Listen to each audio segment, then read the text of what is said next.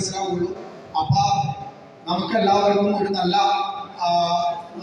ഇണയെ കിട്ടട്ടെ, നിങ്ങൾക്ക് എല്ലാവർക്കും ലഭിക്കട്ടെ എന്ന് പ്രാർത്ഥിച്ചുകൊണ്ട് ഞാൻ എൻ്റെ വാക്കുകൾ നിർത്തുന്നു. നന്ദി, നമസ്കാരം ചെയ്യുന്നു.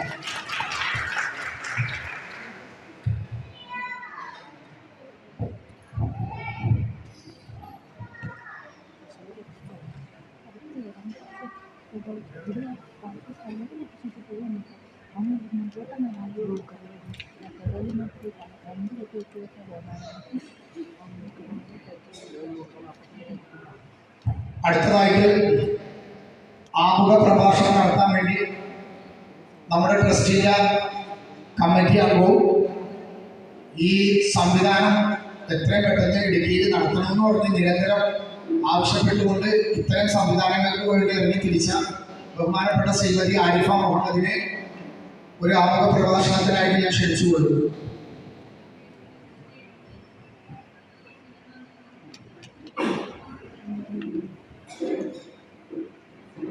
സ്നേഹസ്വാഗതം ഫൗണ്ടേഷന്റെ ഇന്നത്തെ ഈ പ്രോഗ്രാമിലൂടെ എത്തിച്ചേർന്നിരിക്കുന്ന വേദിയിലിരിക്കുന്ന നമ്മുടെ വിശിഷ്ട വ്യക്തികളെ, സദസ്സിലിരിക്കുന്ന രക്ഷകർത്താക്കളെ, നമ്മുടെ വധുവരന്മാരെ, ഇന്നത്തെ ഈ പരിപാടിയുടെ പ്രത്യേകത നിങ്ങൾക്ക് എല്ലാവർക്കും അറിയാം.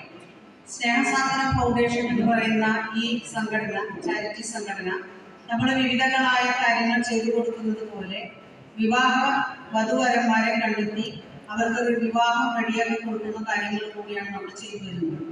ഇത് നമ്മൾ 6 പ്രാവശ്യമായിട്ട് നമ്മളിത് നടത്തുന്നത്. 6ാമത്തെ സംഗമമാണ് ഇന്നിവിടെ നടത്തുന്നത്. തൃശ്ശൂര്, താനൂര്, മലപ്പുറം, എറണാകുളം എല്ലാ സ്ഥലങ്ങളിലും നമ്മൾ നടത്തി. അവിടെയെല്ലാം നമുക്ക് നല്ല വിജയകരമായി തന്നെ ഇത് നടത്താനായിട്ട് സാധിച്ചു. ഒരുപാട് വധുവരന്മാരെ അതിലൂടെ വരികയും ചെയ്തു. 240 വിവാഹങ്ങളാണ് ഈ 6 സംഗമങ്ങളിൽ കൂടെ നമുക്ക് റെഡിയായിരുന്നു. അതിൽ 195 വിവാഹങ്ങൾ നമുക്ക് നടത്താനായിട്ട് സാധിച്ചു. ബാക്കിയുള്ള കുട്ടികളുടെ വിവാഹങ്ങളുടെ ഡേറ്റ് ഒക്കെ തീരുമാനിച്ചു വെച്ചിരിക്കുകയാണ്. ഇപ്പൊ ഈ വിവാഹ സംഗമം നമ്മളിന്നിവിടെ വിളിച്ചു ചേർത്തിട്ടുള്ളതിൽ നിന്നും നമ്മൾ ആദ്യം തന്നെ വധുവരന്മാരെ പരിചയപ്പെടുത്തുന്ന ഒരു സെക്ഷൻ കഴിഞ്ഞു. അതിൽ കുറെ അധികം വരന്മാരും അതുപോലെ തന്നെ പെൺകുട്ടികളും പരിചയപ്പെടുത്തി. ഇപ്പൊ നിങ്ങള് കുറച്ചു പേരൊക്കെ സംസാരിച്ചു വെച്ചിട്ടുണ്ടെന്നാണ് അറിഞ്ഞത്. എന്തായാലും നമ്മുടെ ഉദ്ഘാടന സെക്ഷൻ കഴിയുമ്പോൾ നമുക്ക് ഇന്നിവിടെ സെറ്റാവുന്ന കുട്ടികൾ ആരൊക്കെയാണെന്ന് വെച്ചാൽ അത് അനൗൺസ് ചെയ്യും. അവർക്ക് കൗൺസിലിംഗ് കൊടുത്ത് അവരുടെ വിവാഹം അവരുടെ കുടുംബാംഗങ്ങൾക്കും സമ്മതമാണ് എങ്കിൽ നമുക്ക് അതിനുള്ള ബാക്കിയുള്ള കാര്യങ്ങൾ ചെയ്തു കൊടുക്കാനായിട്ട് സാധിക്കും. നേരത്തെ നമ്മുടെ മാനേജിംഗ് ട്രസ്റ്റ് പറഞ്ഞതുപോലെ പാലക്കാട് നിന്നും നമുക്ക് ഒരു നല്ലൊരു സാറ് നമ്മുടെ ഈ പരിപാടികൾ കണ്ടിട്ട് നമ്മൾക്ക് സ്പോൺസർമാരായിട്ട് വന്നിട്ടുണ്ട്. അതായത് ഇന്ന് ഇവിടെ നിന്ന് വിവാഹം സെറ്റാവുന്ന 3 കുട്ടികളുടെ വിവാഹത്തിന് വേണ്ടുന്ന സഹായങ്ങളൊക്കെ അദ്ദേഹം ചെയ്തു തരാമെന്നാണ് നമുക്ക് അറിയിച്ചിട്ടുള്ളത്. നമുക്ക് മുന്നോട്ട് നമ്മുടെ വിവാഹ സംഗമങ്ങളെ നല്ല രീതിയിൽ മുന്നോട്ട് കൊണ്ടുപോകുന്നതിന് നിങ്ങളുടെ എല്ലാവരുടെയും സഹായം നമുക്ക് ആവശ്യമാണ്. Vannappuram panchayat president Joseph Arakkathottam sir വേദിയിലോട്ട് എത്തുന്നുണ്ട്.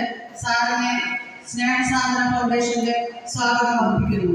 അതുപോലെ റാണ സാറിനും കൂടെ വരുന്ന എല്ലാവർക്കും സ്നേഹസാഗരത്തിന്റെ സ്വാഗതം ചെയ്യുന്നു. ഭിന്നശേഷിക്കാരായ മക്കളുള്ള വീടുകളിൽ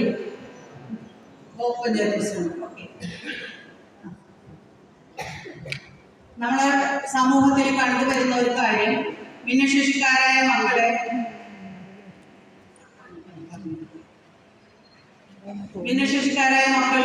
നമ്മുടെ വീടിനൊരു ബാധ്യതയാണ് എന്ന് തോന്നിയിരുന്ന ഒരു കാലഘട്ടം ഉണ്ടായിരുന്നു.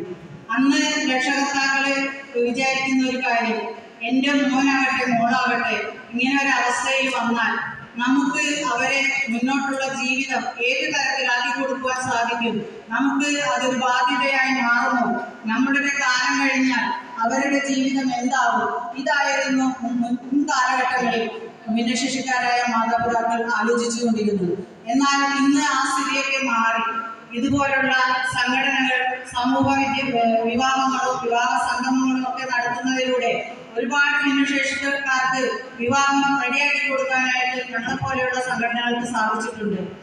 അതുകൊണ്ട് തന്നെ ഭിന്നശേഷിക്കാരായ രക്ഷകർത്താക്കളുടെ മാതാപിതാക്കൾക്ക് വളരെയധികം സന്തോഷമുണ്ട്. പല വേദികളിൽ